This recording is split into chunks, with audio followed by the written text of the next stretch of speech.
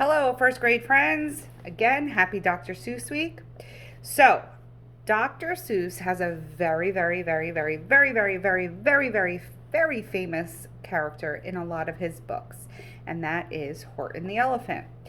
Probably most famously known for Horton Hears a Who and Horton Hatches the Egg, but did you know that Horton appears in many of Dr. Seuss's books, including his very first book, And to Think I Saw It on Mulberry Street.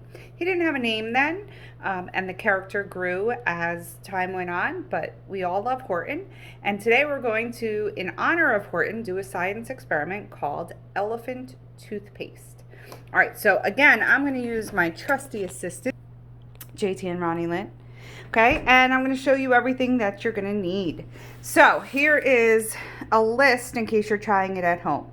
So you need a half a cup of hydrogen peroxide, and hydrogen peroxide looks like this. You can find it at the grocery store. You can use 3%, 6% gives you better foam, but 3% is easier to find.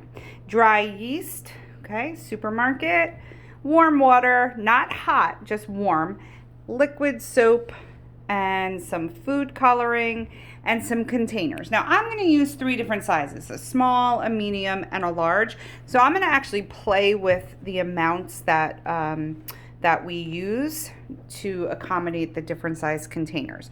Once we get our experiment all set up, we are going to take it outside because it can get a little messy.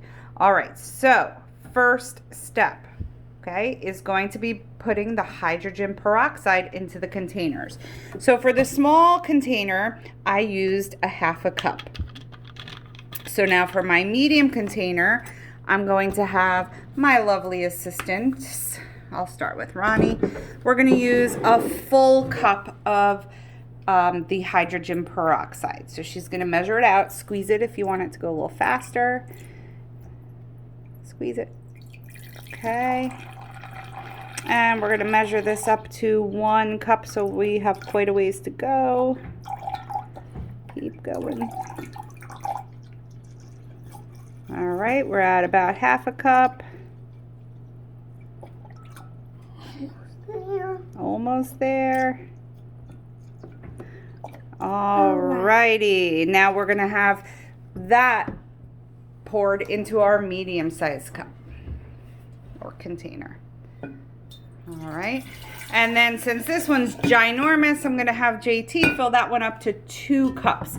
While we're doing that, Ronnie Lynn's going to go grab the food coloring, and I'm going to add liquid soap to the ones that are already done.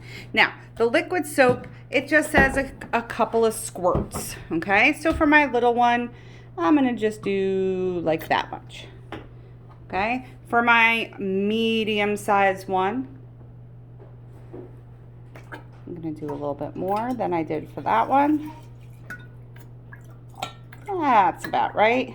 Okay, I'm going to set these off to the side. And JT is getting 2 cups of hydrogen peroxide ready for our last experiment, our last container. Okay, so while he's doing that, we're going to get some food coloring put into our other containers. So let's see. What color? You're going to do green in that one? Okay. Because of the Grinch. Ah, green for the Grinch. Good. And we'll do red in this one. Okay. And what color should we do for the last one? I'm pretty sure I'm going to go grab yellow. All right, yellow sounds great. Looks like we're just about ready with our hydrogen peroxide over here. All right, good job, lovely assistant. Go ahead and pour it into the big container that already is waiting for you, and then we'll add the soap.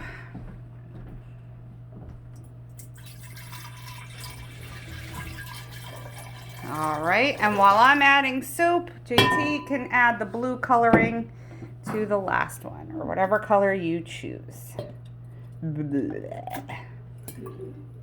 All right, look at it, lots of soap. All right, a couple drops, make that blue. All right, good, good, good. All right, now the last thing to do to get prepared okay, is we need to get the yeast mixture together. So what we need to do is we need to take 3 tablespoons of warm water. Now, for the first one, okay, that's going to be 1, 2, and 3. But now remember, for the second one, I doubled it. So if I doubled it, then I need 1, 2, 3, and then again, another 3 because I doubled it. 4, 5, 6. So now I have 3 tablespoons of warm water, 6 tablespoons of warm water, and for my big one, I tripled it. So I'm going to need 3 plus 3 plus 3, which is 9. Friends, thank you. 9. Good job. So 1, 2. Whoops. Ronnie, tilt this for me so I can. Okay. 3, 4, 5, 6, 7, 8, and 9. Oh, that little fell out of there, so I'm just going to add a little more. All right. And now we need 1 tablespoon of dry yeast. So this is going to be 1, doubled will be 2, tripled will be 3. Okay? You'll open up the dry yeast, and we're going to pour the tablespoons in there. Okay, I'm going to pause it while I open up my container.